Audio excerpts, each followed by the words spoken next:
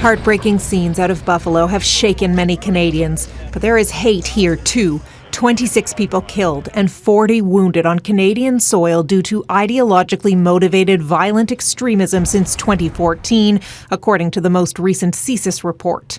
Right-wing extremism and terrorism is an international movement. Canada is far, far better than any other context. But I mean, we still have trash in our yard as well. This is the really frightening thing, and I think surprising thing is that proportionally, if we just talk about the number of groups, it's very similar to the U.S. Barbara Perry's research has identified 300 active right-wing hate groups in Canada, and she says there are likely tens of thousands more people drawn to the movement without being part of a group.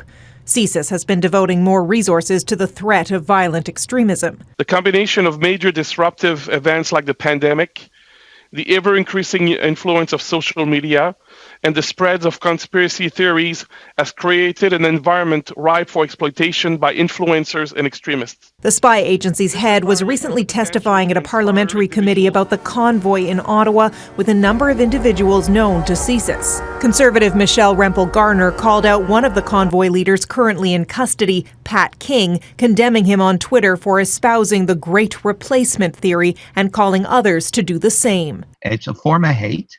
It has no basis in reality. It's conspiratorial. The Great Replacement theory is believed to be a motive in the Buffalo shooting, a racist and anti-Semitic conspiracy theory about a plot to replace white people spearheaded by Jews.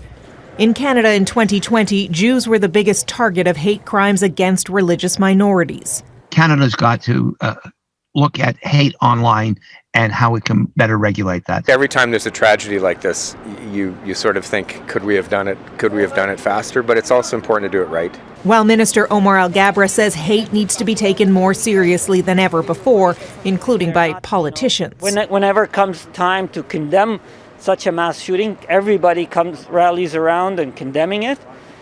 But ignore the fact that some leaders have come close to looking like if they're not endorsing it, that they're tolerating it or looking the other way. Abigail Bimman, Global News, Ottawa.